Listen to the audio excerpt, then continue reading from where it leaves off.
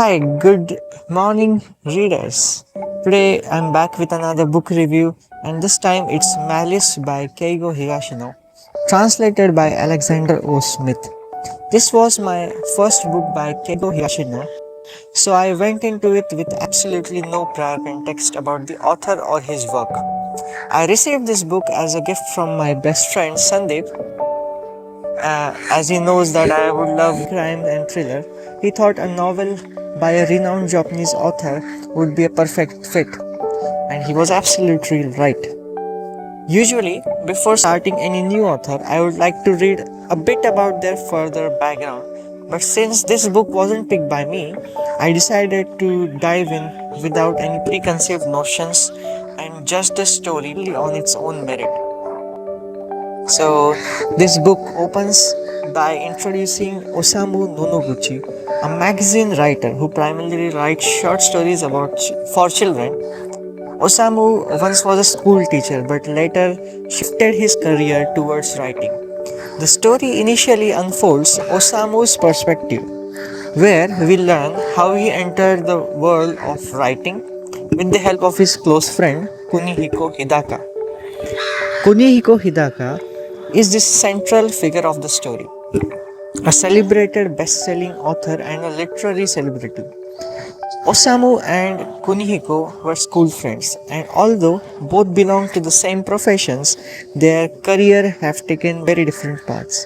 One writes children's magazines and stories, while the other enjoys fame success as renowned novelist. Actually, early on, we learn that Kunihiko is preparing to move to Canada with his wife Rie Hidaka. Their house is in the final stages of packing, and then they plan to relocate to Vancouver.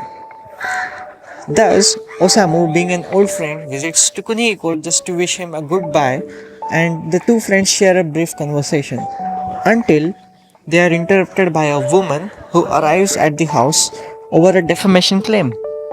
She claims that the character in one of the Kunihiko's best-selling novel closely resembles her brother. After this interruption, Osamu leaves and continues with his evening meeting with an work acquaintance. Everything seems normal until Osamu receives a phone call later that night and Kunihiko asks him to come over saying he wants to discuss something important and urgently. However, due to his current meeting, Osamu denies that and arrives at the Hidaka house much later. When he gets there, the house is completely locked, the windows are shut, no one appears to be at home, and Osamu assumes that Hidakas have finished packing and left to stay at hotel for the night. But curiosity gets the better of him. So, as he walks into the backyard, Osamu notices a faint pale light coming from the first floor, specifically from the Kunihiko's office. As he was alarmed, he immediately calls Rie, his wife, and who was waiting for her husband, and she was shocked. Rie rushes back home as she opens the door and runs upstairs and sees the pale glow of the computer monitor glow. And beneath her lies her husband, Kunihiko Hidaka, dead. He has been strangled with a telephone cord, and this is where the true story begins. A celebrated author is murdered in his own home. Just one day before moving abroad, the news spreads rapidly. The media gets involved, the police investigation is launched, and several detectives are assigned to this case because of a famous person being dead. Third major character, the investigator, is the character called as Detective Kyoichiro Kaga. Detective Kaga is sharp, observant, and methodical. Before his death, Kunihiko has spoken to Osamu, which quickly places Osamu under suspicion. As a result, Kunihiko's closet school friend becomes the primary suspect. Keigo Higashino masterfully sets up a psychological cat and mouse chase. Detective Kaga grows very skeptical about Osamu and tries to dig into his past dig into his childhood, dig into his career, and most importantly, relationship with Kunihiko. As the investigation progresses, Kaga starts uncovering something far deeper than just the mechanics of the murder. False evidence is planted, deliberate misdirection is attempted, but Kaga, Detective Kaga, being so sharp, sees through the deception steadily close and comes in to a conclusion.